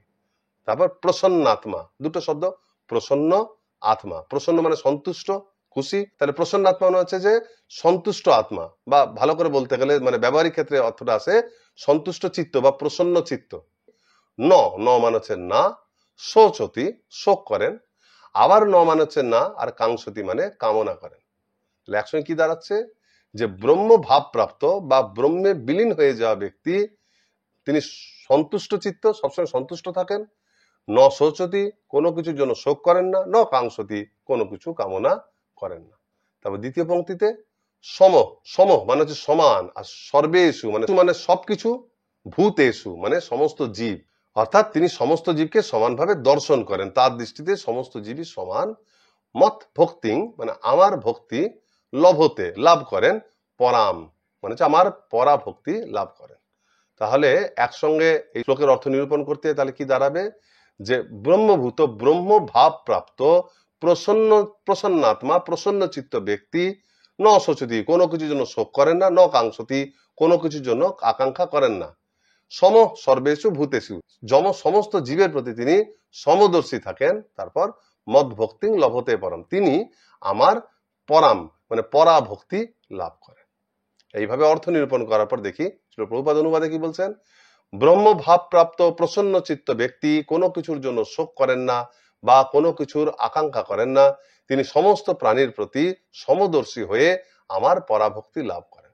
একটুখানি পরিবর্তন, সেটা কিনা দ্বিতীয় পংক্তিতে যে সম সর্বেষু ভূতেষু, তিনি সবকিছুর প্রতি সমদর্শী আর আমার ভক্তি লাভ করেন, সেখানে তিনি অ্যাড করছেন যে সমদর্শী হয়ে আমার ভক্তি লাভ করেন, মানে তিনি সবকিছুর প্রতি সমদর্শী হতে পেরেছেন বলে পরাভক্তি লাভের একটা সুযোগ পেয়েছেন, ওটাকে কারণ বলছেন। একসঙ্গে বলে কি দাঁড়াচ্ছে আরেকবার না দেখে, যে ব্রহ্মভূত বা ব্রহ্ম ভাব প্রাপ্ত প্রসন্নাত্মা ব্যক্তি কোনো কিছুর জন্য শোক করেন না, কোনো কিছুর জন্য আকাঙ্ক্ষা করেন না, সমস্ত ভূত সমূহ বা সমস্ত জীবের প্রতি সমদর্শী হয়ে তিনি আমার পরাভক্তি লাভ করেন। এটা হচ্ছে এই শ্লোকের গূঢ় অর্থ। এরপরে পরবর্তী শ্লোক হচ্ছে ওই অধ্যায়ের 55 সংখ্যক শ্লোক। এখানে কৃষ্ণ বলছেন ভক্ত্যা মামভিজানাতি ইয়াবঞ্জশ্চাস্মি তত্ত্বতঃ ততো মাং তত্ত্বতো জ্ঞাত্বা বিশতে তদনন্তরম। এই শ্লোকটি অনুষ্ঠুপ ছন্দে রচিত। শব্দগুলিকে আলাদা করে দেখুন। প্রথম পংক্তির প্রথম চরণে ভক্ত্যা, তারপর একটা সন্ধিযুক্ত কথা মামভিজানাতি, ভাঙলে হবে মাম, তারপর অভিজানাতি। তারপর দ্বিতীয় চরণে ইয়াবান যশ্চাস্মি মানে যহ চ অস্মি, তারপর হচ্ছে তত্ত্বত। তারপর দ্বিতীয় পংক্তির প্রথম চরণে তত মাং তত্ত্বত জ্ঞাত্বা, কোনো সন্ধি নেই, আসে সে বিশদে তদনন্তরম, তৎ অনন্তরম, সেটা হচ্ছে তদনন্তরম। এবারে শ্লোকগুলির অর্থ আমরা দেখি, চলুন কি বলছেন। প্রথম হচ্ছে ভক্ত্যা মাম, ভক্ত্যা মানে হচ্ছে ভক্তির দ্বারা বা ভক্তি সহযোগে, মাম মানে হচ্ছে আমাকে, আমাকে ভক্তি সহযোগে, অভিজানাতি মানে জানতে পারেন, তার মানে আমাকে ভক্তির দ্বারা জানা যায়। জাবান মানে যেরকম, যশ্চাস্মি যে য চ অস্মি আমি ঠিক, যে আমার স্বরূপটা ঠিক যেরকম, আমি স্বরূপত যেমন, তত্ত্বত তত্ত্বগত ভাবে বা যথার্থ ভাবে, ভক্তি আমাম ভক্তির দ্বারা আমাকে, তারপর যশ্চাস্মি তত্ত্বত আমি স্বরূপত ঠিক যেমন, তত্ত্বত মানে ঠিক সেই তত্ত্বগত ভাবে ঠিক সেই রকম ভাবে, অভিজানাতি জানা যায়, ভক্তির দ্বারাই আমাকে, আমি ঠিক তত্ত্বগত ভাবে স্বরূপত যেমন ঠিক সেই রকম ভাবে আমাকে কেবলমাত্র ভক্তির দ্বারা জানা যায়। এবার দ্বিতীয় পংক্তিতে কি বলছেন, তত অতঃপর, তারপর মাম মানে হচ্ছে আমাকে, তত্ত্বত মানে যথার্থভাবে, জ্ঞাত্বা জ্ঞাত্বা মানে জেনে, অর্থাৎ তারপর আমাকে এইভাবে যথার্থভাবে জেনে, বিশতে বিশতে মানে হচ্ছে প্রবেশ করা, তাহলে প্রবেশ করতে পারেন, তৎ অনন্তরম তারপর আমাকে এইভাবে জেনে তারপর প্রবেশ করতে পারেন।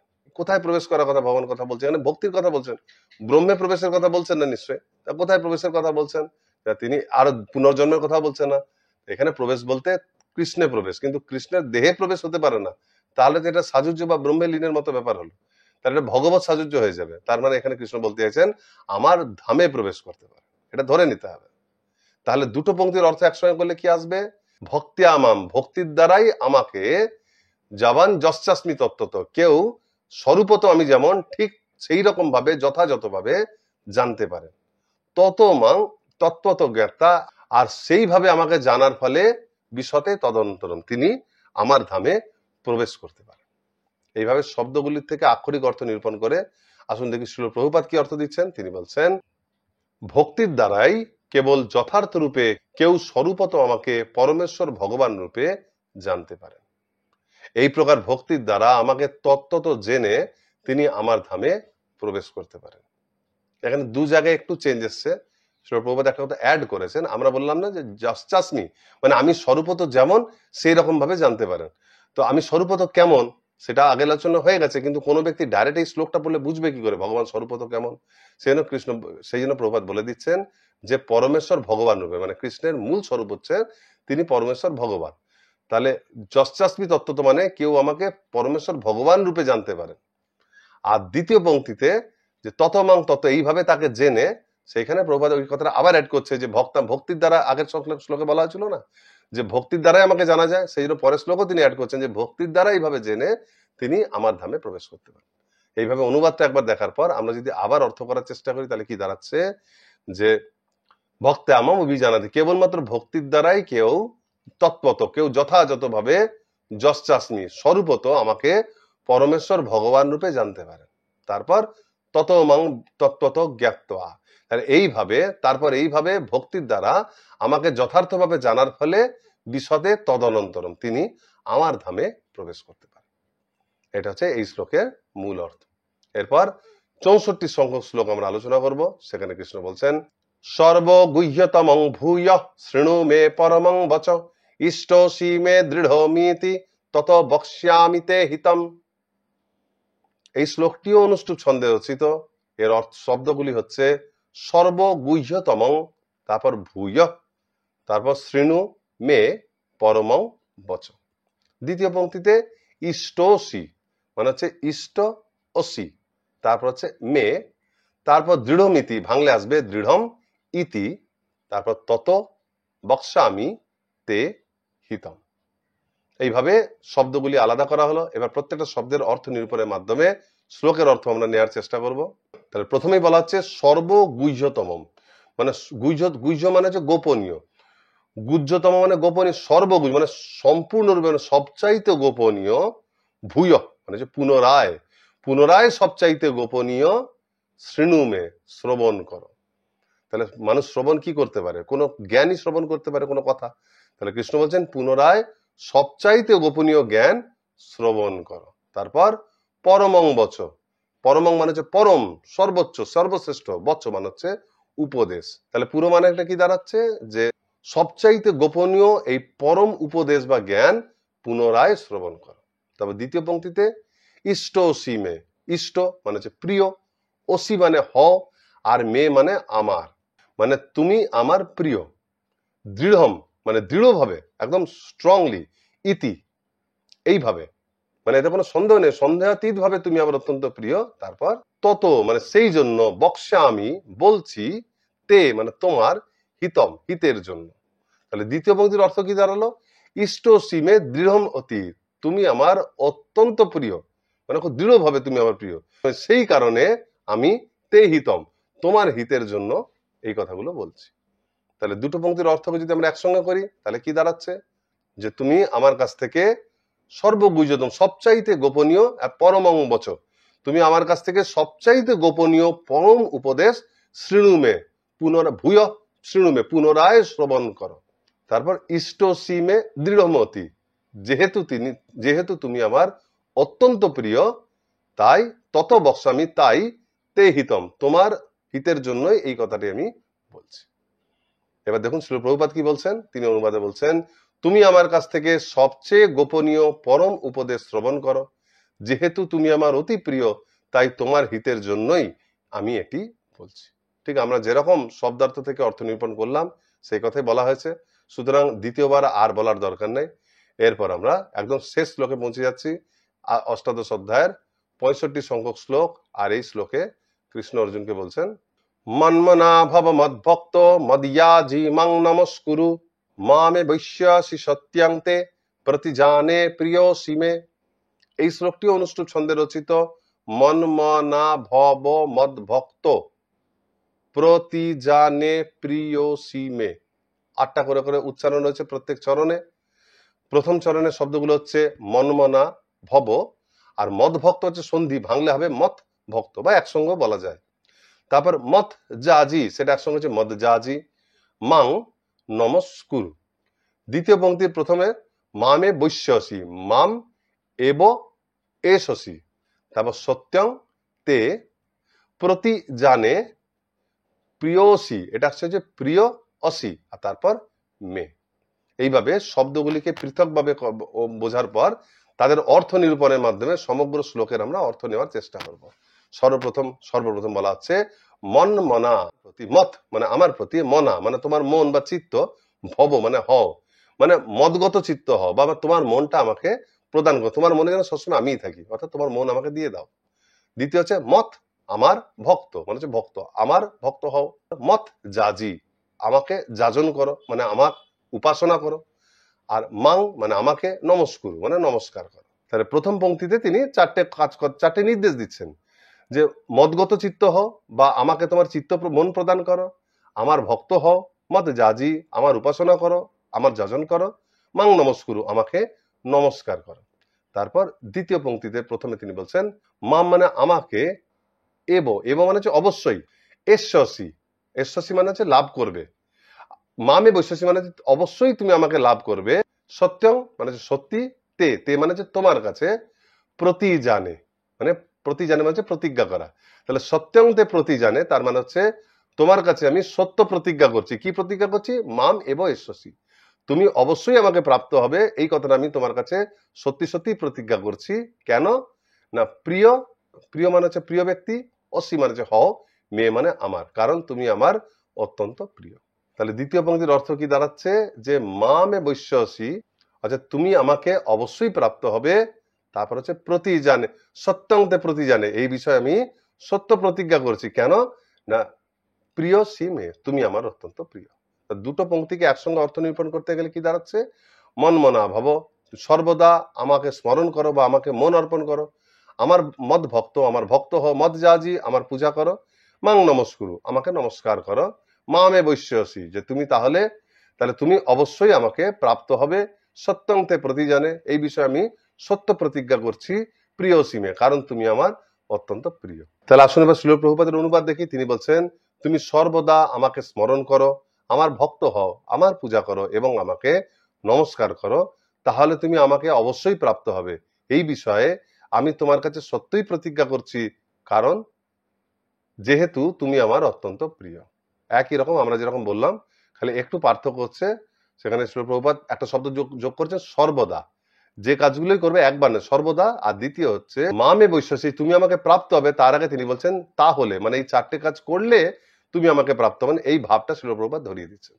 তাহলে এইটুকু জেনে নেওয়ার পর আমরা যদি আবার এটা না দেখে বলার চেষ্টা করি তাহলে কি দাঁড়াচ্ছে? আবার শুরু থেকে তখন মনমনা ভাবো, কিন্তু প্রভুপাদ বলছেন এটা একদিন নয়, রোজকার ব্যাপার। তাই তুমি সর্বদা মনমনা ভাবো, মদগত চিত্ত হও বা আমাকে স্মরণ করো, তুমি সর্বদাই আমাকে স্মরণ করো, মদ ভক্ত আমার ভক্ত হও, আমাকে পূজা করো বা যাজন করো, মাং নমস্কুরু আমাকে নমস্কার করো, মামে বৈশ্যসি তাহলে তুমি অবশ্যই আমাকে প্রাপ্ত হবে, সত্যংতে প্রতি জানে এই বিষয়ে আমি সত্যই প্রতিজ্ঞা করছি, প্রিয় অসীমে যেহেতু তুমি আমার অত্যন্ত প্রিয়।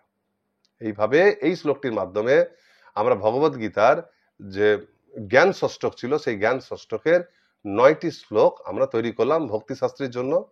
অবশ্যই যারা ভক্তিশাস্ত্রীর বাইরে এই ভিডিও দেখছেন কখনো এখানে ভুল ধারণা করে, এটা একটা কোর্স বলে আমরা ভক্তিশাস্ত্রী কোর্সের মধ্যে 45টি শ্লোককে বিশেষভাবে তোলা হয়েছে, যেগুলো সবার আগে আমাদের তৈরি করা উচিত। তার মানে এই নয় যে 700 শ্লোকের মধ্যে খালি 45টা শ্লোকই গুরুত্বপূর্ণ, কিন্তু একবারে তো 700 শ্লোক তৈরি করা যায় না।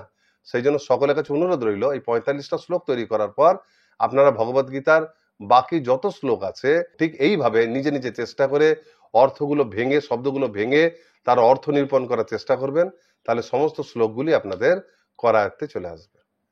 আর আরো একটা বিশেষ গুরুত্বপূর্ণ কথা, শ্লোকের শব্দগুলো ভেঙে যখন অর্থ নিরূপণ করবেন, তো ভগবদ্গীতা যথাযথতে প্রত্যেকটা শব্দের অর্থ পাশে দেওয়া থাকে। এখন অনেক সময় কি হয়, ওই বাংলা শব্দটার ক্ষেত্রে বর্তমানকালে মানুষ ওই শব্দগুলো সাধু ভাষা এতই কম আলোচনা করে, শব্দার্থে যে শব্দটা দেয়া থাকে সেটাও অনেকের জানা থাকে না। এইরকম সিচুয়েশন হলে সর্বদাই শ্রীল প্রভুপাদের ইংরেজি বইটা ফলো করবেন। ইংরেজি বই দেখবেন শ্রীল প্রভুপাদ ওখানে একটু ভেঙে দিয়েছেন। সেই অর্থটা যখন বাংলা করবেন আপনার বুঝতে সুবিধা হবে। কখনো কোনো দ্বন্দ্ব এলে পরে কোনো শব্দ যদি পরস্পর বিরোধী মনে হয়, সর্বদা শ্রীল প্রভুপাদ নিজে যে ভাষ্যটা রচনা করেন ইংরেজি ভাষায়, বাকি সমস্ত ভাষার ভাষ্য হচ্ছে তার অনুবাদ। তো সবসময় ইংরেজি ভাষাতে যে জিনিসটা বলা আছে শ্রীল প্রভুপাদের গ্রন্থে, সেটাকে প্রথম প্রাধান্য দেবেন। তা সেইখান থেকে আপনার এই অর্থগুলো শ্লোকের, যে কোনো শ্লোকের অর্থ অনেক পরিষ্কার হয়ে যাবে। তো এইভাবে আপনারা এই ভক্তি শাস্ত্রীর সমস্ত শ্লোকগুলো তৈরি করুন এবং সেই সঙ্গে ক্রমে ক্রমে ভগবদ্গীতার সমস্ত শ্লোকগুলোই এইভাবে তৈরি করে ফেলুন, যা নিজের জীবনে প্রয়োগ করতে এবং অপরের মধ্যে প্রচার করতে অত্যন্ত লাভদায়ক হবে। হরে কৃষ্ণ।